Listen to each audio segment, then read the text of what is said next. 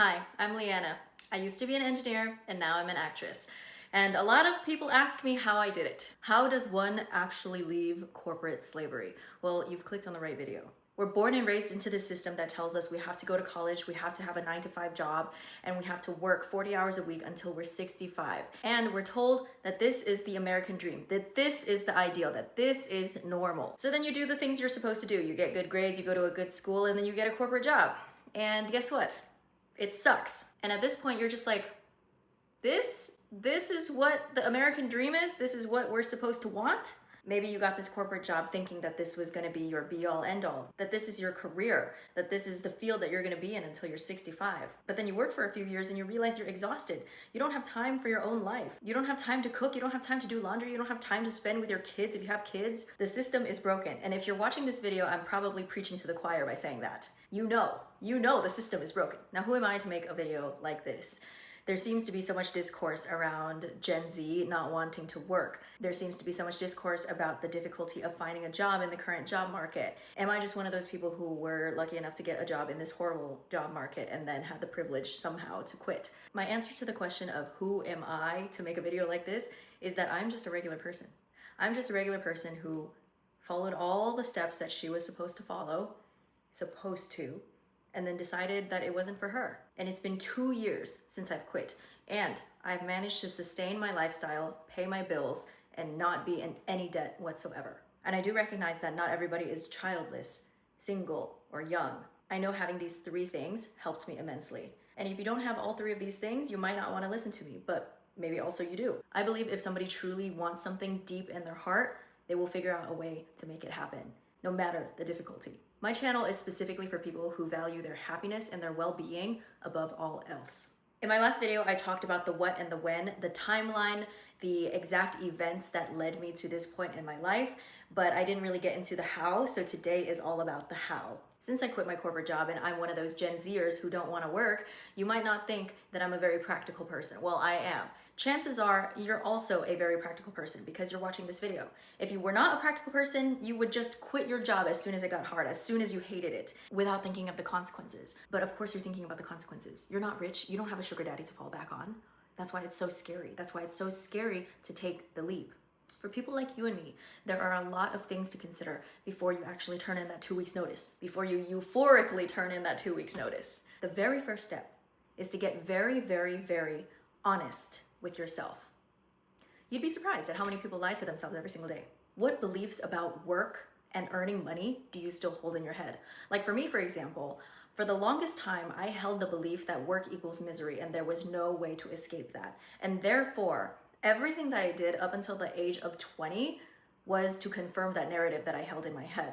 I studied engineering even though I hated it. I forced myself to finish my degree even though I hated it. It's because growing up, I saw my dad work as an engineer and be miserable and be tired every time he came home from work.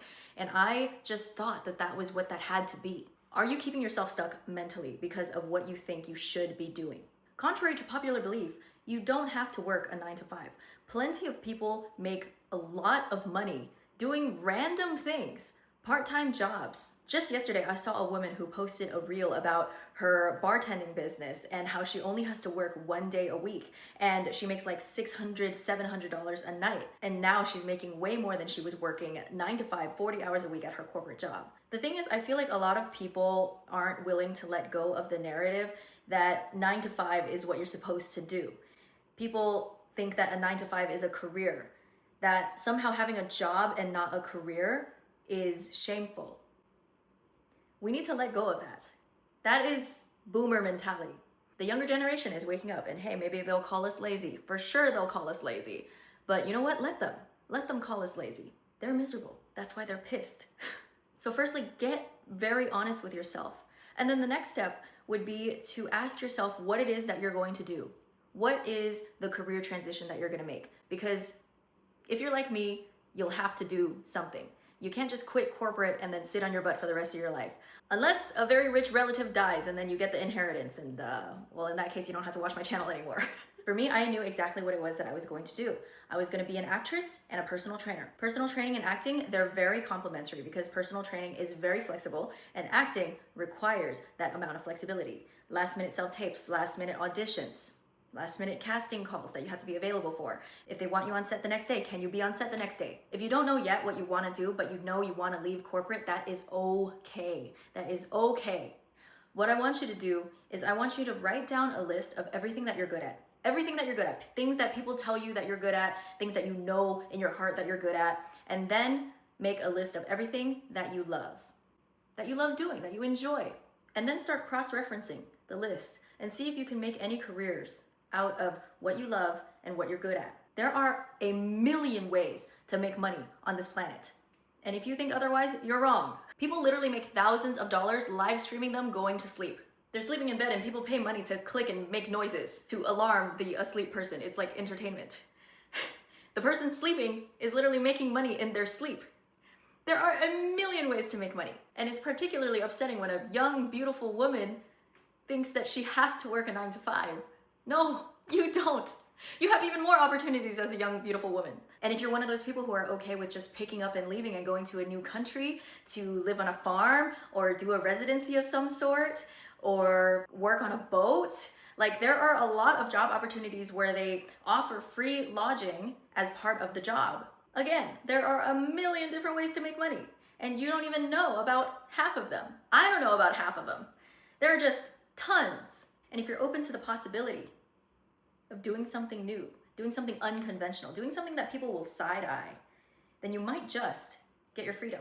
Ultimately, it's about what freedom means to you. For some people, freedom is working a bartending job on a ship for 3 months.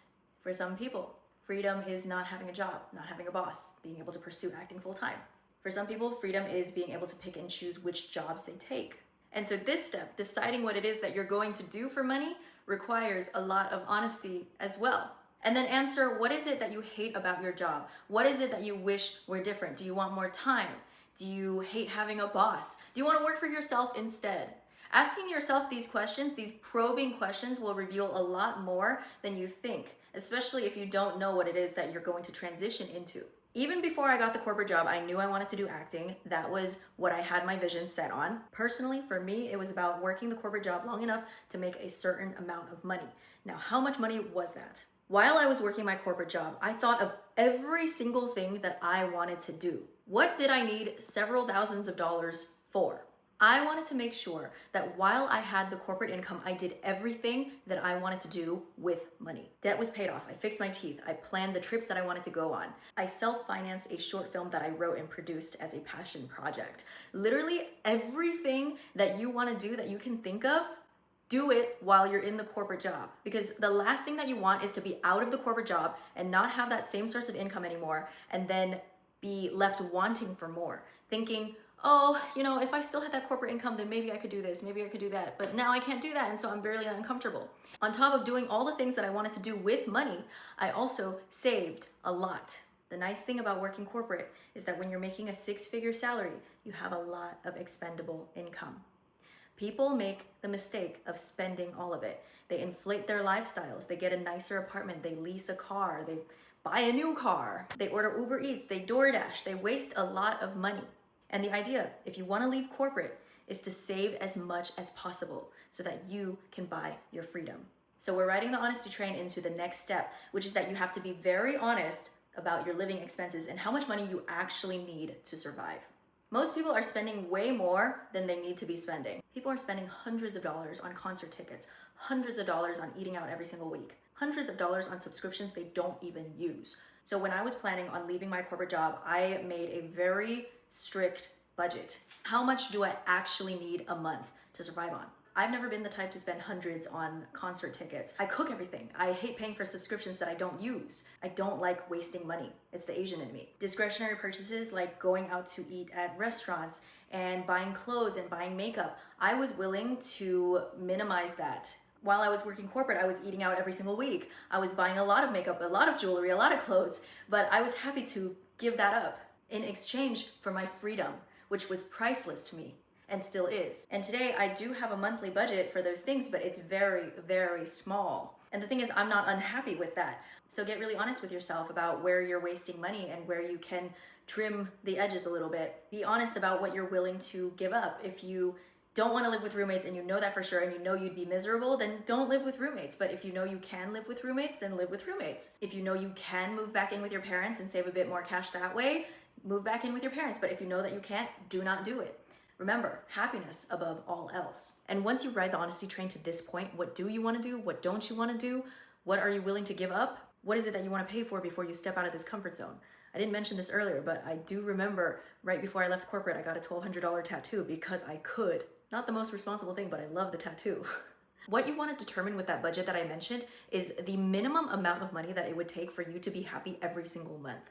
For me, that was about $2,000. That included the bare bones of everything: rent, gas, car insurance payments, groceries, and any other bills, and a tiny little discretionary fund.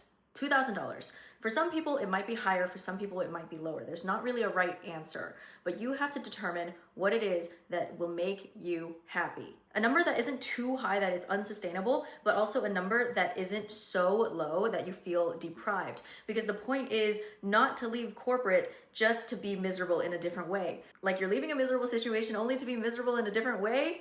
No, that's not what we're doing this for. Remember, it's happiness above all else, she said for the 30 millionth time. And once you determine that number, you have to decide how many months you need as a cushion. How long is it going to take you to make income from the thing that you're leaving corporate to do?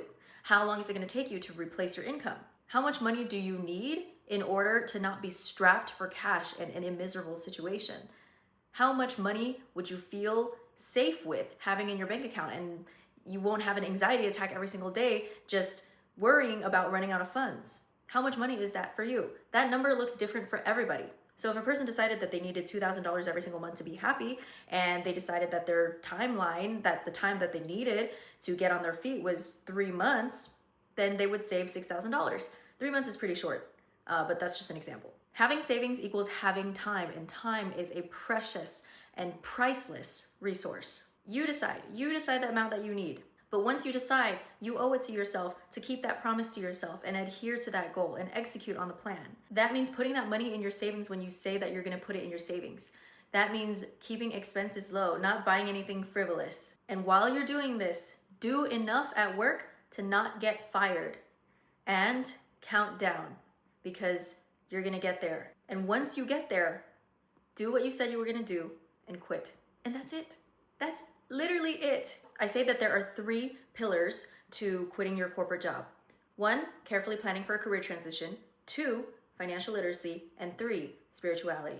I feel like today I talked a lot about this first one. I might make another video going deeper into it. Financial literacy will definitely require a video of its own. I'm going to sit down and tell you everything that I know about money, everything a young woman should know.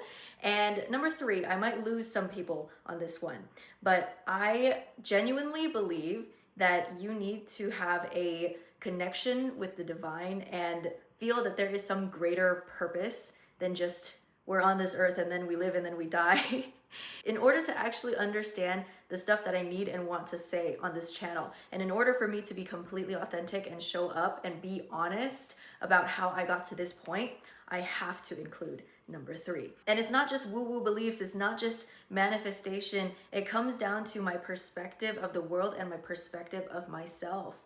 And if you don't believe that your childhood trauma and your dreams and your intuition actually means something and shapes the person that you are today, then I can't help you. I don't have anything to say. Even if you don't necessarily consider yourself spiritual, but you believe that there is something out there and there is a reason that your heart wants what it wants, then please stay if you're interested at all. And I look forward to speaking with you in the next video. Thank you so much for watching. Bye.